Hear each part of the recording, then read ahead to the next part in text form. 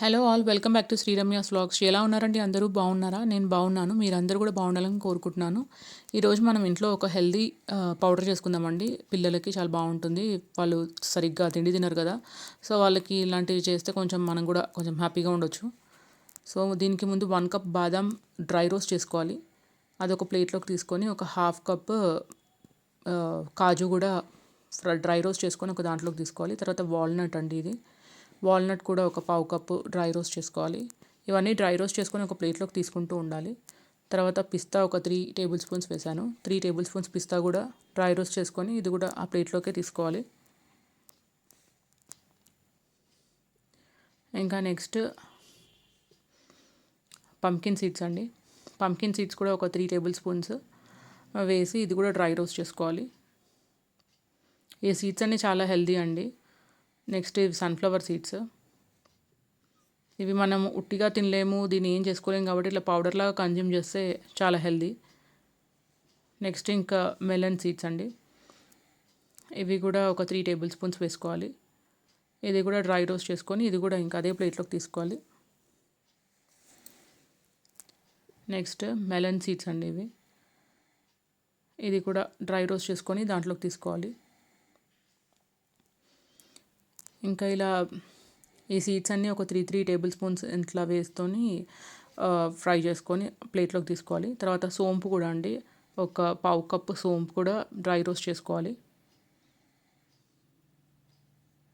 ఇది కూడా దాంట్లోకి తీసుకోవాలి. అండ్ ఇక్కడ కొంచెం గసాలు వేసాను. గసాలు కూడా చాలా హెల్దీ అండి, సో ఇది మన ఫుడ్లో ఇంక్లూడ్ చేసుకోవాలి. తర్వాత ఒక 3 table spoons to 4 table spoons flax seed powder. Flax seed powder వీళ్ళకి మనం ఉట్టిగా ఇవ్వలేం పిల్లలకి, సో దీంట్లోనే మిక్స్ చేసేస్తున్నా. నెక్స్ట్ ఇది ఫైబర్ కంటెంట్ చాలా బాగుంటుంది. ఇది ఓట్స్ కదా, 1.5 కప్పు ఓట్స్ వేయాలి. ఇది ఫైబర్ కంటెంట్ చాలా బాగుంటుంది, ఇది కూడా దీంట్లో వేసేయాలి. తర్వాత మంచి ఫ్లేవర్ కోసం ఒక 10-15 యాలకులు కూడా ఫ్రై చేసి ఇంకా దీంట్లో వేసేసుకోవడమే.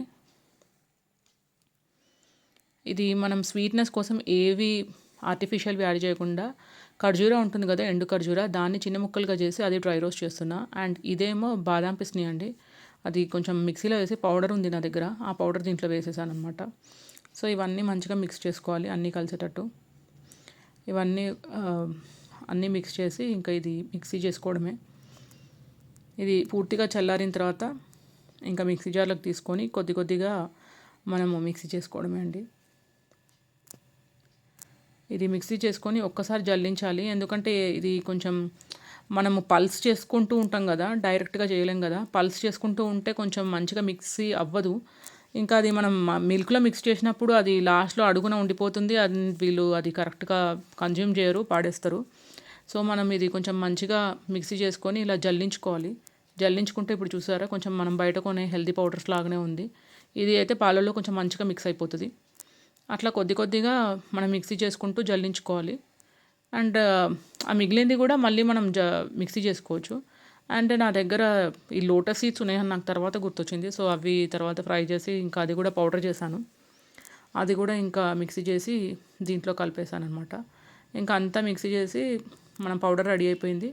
ఇంకా మనము పాలల్లో కలుపుకోవడమే.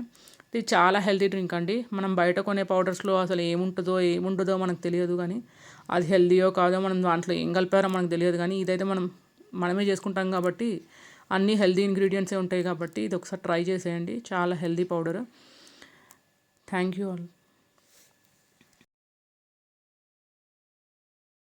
మీకు కనుక నా వీడియోస్ నచ్చితే ప్లీజ్ సబ్స్క్రైబ్, పక్కనే ఉన్న బెల్ ఐకాన్ క్లిక్ చేయండి. అండ్ నోటిఫికేషన్స్లో ఆల్ అని క్లిక్ చేస్తే నేను వీడియో పెట్టగానే మీకు వెంటనే నోటిఫికేషన్ వచ్చేస్తుంది.